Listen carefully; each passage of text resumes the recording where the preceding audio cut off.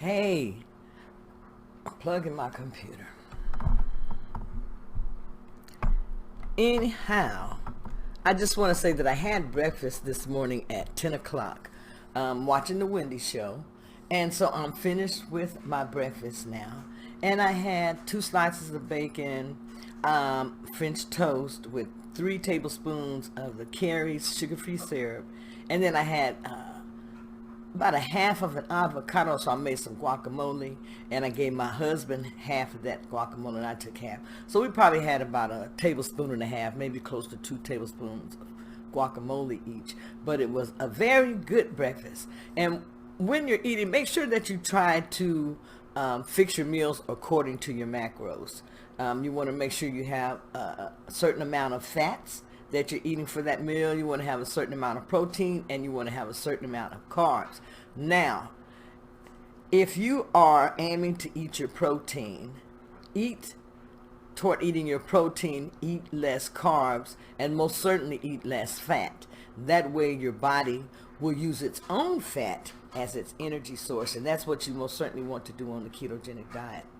Now, which a lot of people have found out, if you're doing keto and then you stop the ketogenic diet and you start eating regularly like you normally would, you're going to have a big weight gain. Believe that you're going to have a big weight gain. It's just not going to be 2 or 3 pounds. That has never happened to me. Whenever I have stopped for a moment and eaten things that I shouldn't have eaten, then I have at least a 5 to 6 pound weight gain just for that one incident. And a lot of times it's just a water gain. You have to remember that that is mostly a water gain, and from inflammation that you have allowed to come back into your body. Once you start putting sugar back into your body, it's going to bring those same problems back that you had before. So and that's what a lot of people don't understand. They feel like, okay, so if I eat a little bit of sugar, they feel like they just got away with eating that sugar or with having that sugary snack. And no, you did not. You did not get away with it, because your body knows what you're putting into it. And so your body is going to react as it should. Your body is going to retain water. So you're going to have a weight gain. It's going to return with some of the inflammation because you brought that sugar back. And one thing you have to remember, a lot of people don't know, or some people forget, but cancer is fed by sugar. Cancer feeds up on sugar. A lot of people don't know that. If you have cancer or different things like that, cancer, diabetes, these disorders feed up on sugar. Yes, they do. They feed up on sugar. So lower your sugar intake. It's hard for people to lower their sugar intake, especially if that's how you've been eating all your life. And most of us have been eating like that all our life. We are carb burners. We love to eat, food addicts. So we have to change the way that we're eating. We have to change the foods that we desire. We have to change the foods that we snack on. We have to change our lifestyle in order to be successful. You really, really do. I had to change the foods I ate. And the way I did it first was just to go low carb. I started dropping sugar out of my diet, and I started, substituting with things that I thought were better.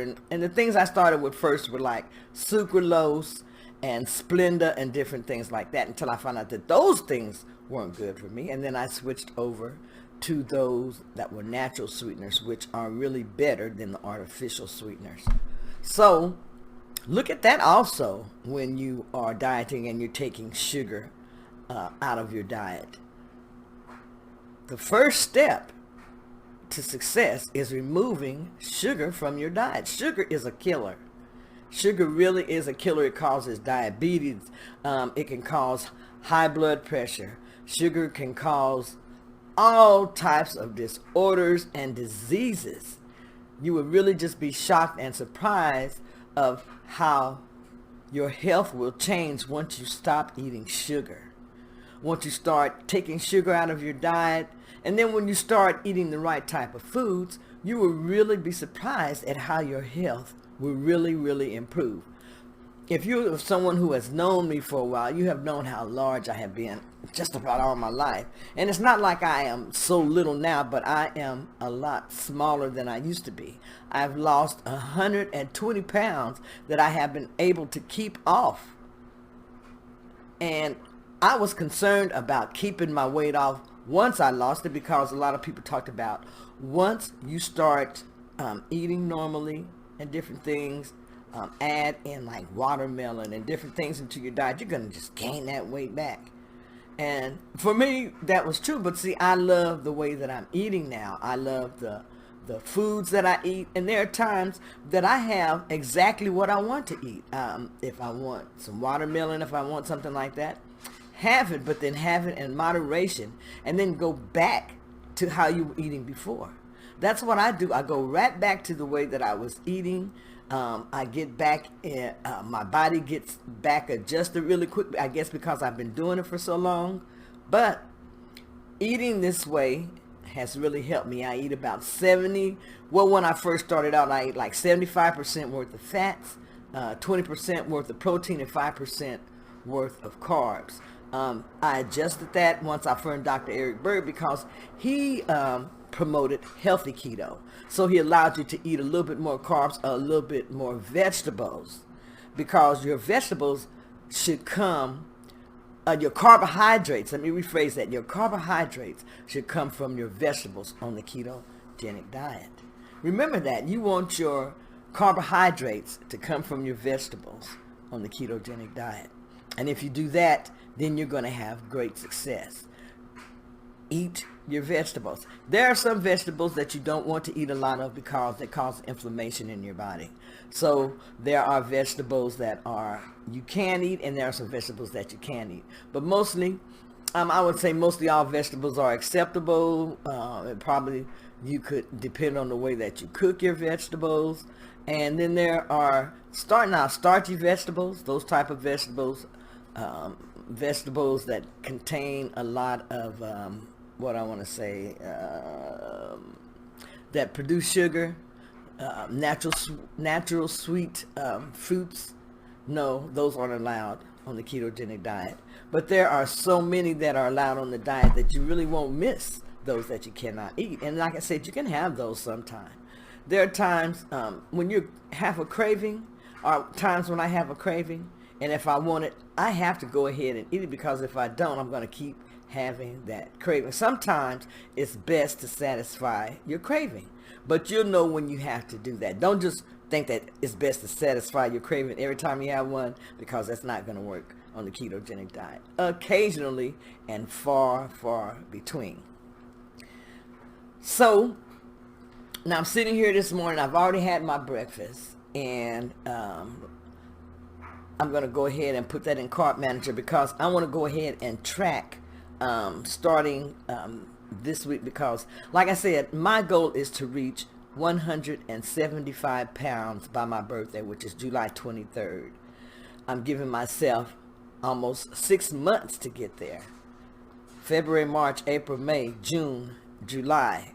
So I want to have lost a total, so that would be a total of, from where I started, would be 41 plus 60, be about 25 more. So a total of 66 pounds.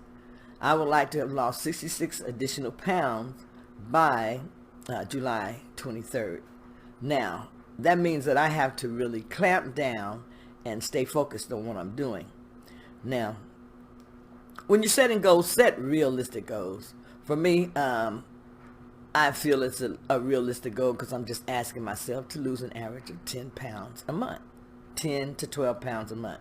So that's what I'm going to be working toward, losing 10 to 12 pounds each month in order to reach my goal by July the 23rd. Now, when you are setting up your diet plan or figuring out what you need to do to reach your goals, make sure you set something that's realistic. Make sure for me, I have to set something that I have to work for.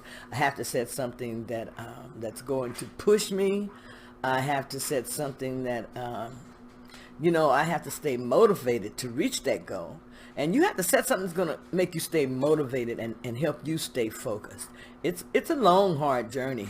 You're going to sometimes not feel like eating the foods that you know you should be eating. You're going to have to encourage yourself to drink enough water, enough liquids, because you want to make sure that you're replenishing your electrolytes. If you don't replenish your electrolytes, you're not going to feel good. And you want to make sure that you feel your best. A lot of times when you're going to be feeling crappy, all it's going to require is replenishing your electrolytes sometime, which is something so simple to do just by eating the right foods and, drinking the right liquids and putting the right things in your body that your body is going to benefit from. But I hope that I've given you a little bit of information. I'm going to be back later on because I still have my evening meal, maybe if I have an evening meal today. Sometimes my meals turn into OMAD, or sometimes it turns into 2MAD. It just depends. But when I do have a 2MAD day, which is a 2-meal day, I try to keep it within 16 and 8 or either 18 and 6 hour intermittent fasting window. So that means I'll keep my meals within a 6-hour window that I'm eating, or either in an 8-hour window that I'm eating. Either one of those work the best for me. So find eating pattern that works for you.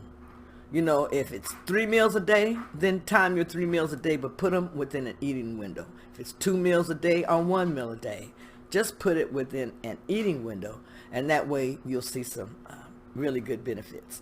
So I will be talking with you later, and have a good day. Pick out the foods that you're going to eat for later on in the afternoon. You can go ahead and put those into your carb manager early, and this is going to help you stay on point, because you may have to, you can change what you're going to eat if you do it ahead of time. So those are just some things, that you could use and that, may be helpful to you. Those are just some of the things that I use to help myself in my journey. And I need a lot of help in this journey to stay focused and to stay on point. So I will see you later on this evening when I come back to show you what I'm having for my dinner. This is my breakfast this morning.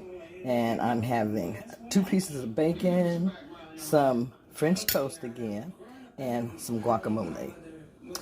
I used 1 egg to make this, so I count 1 egg, about a tablespoon of heavy whipping cream with a sprinkle of cinnamon, a little bit of vanilla flavoring. So for dinner, I had a keto cheeseburger, and I just made a plain cheeseburger, something really quick.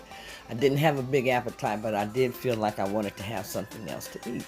So this is what I had for my dinner.